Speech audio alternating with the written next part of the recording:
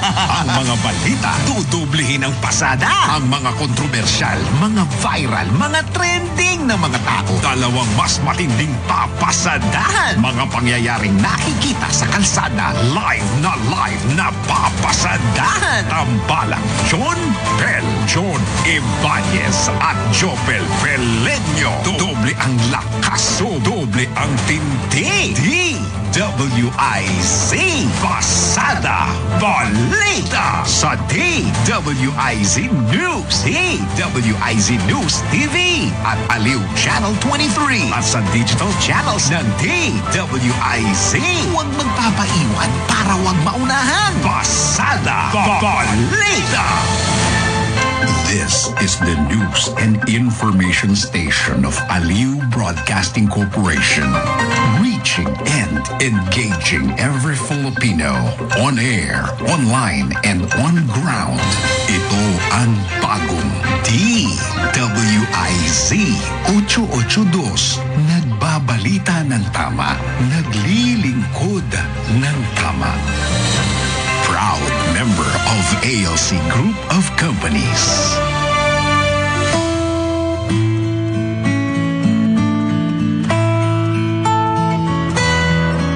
Panalangin para sa kapayapaan.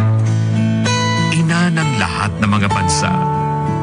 Panginoong Hesukristo, anak ng Ama, ipadala mo ngayon ang iyong espiritu sa sangkalupaan. Loobin mong manahan ng Espiritu Santo sa puso at diwa ng lahat ng mga bansa nang mapangalagaan sila at mailigtas sa panghihinawa, kasawi ang palad at salot ng digmaan. Nawa ang ina ng lahat ng mga bansa, ang mahal na Birheng Maria, ay aming maging tagapagsanggalang. Panalangin para sa kapayapaan.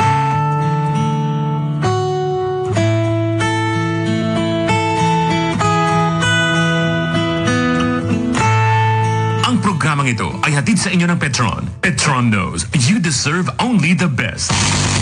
Karambola sa DWIZ. Programang sasaguhin ang iba't ibang isyu at mga balita. Karambola sa DWIZ.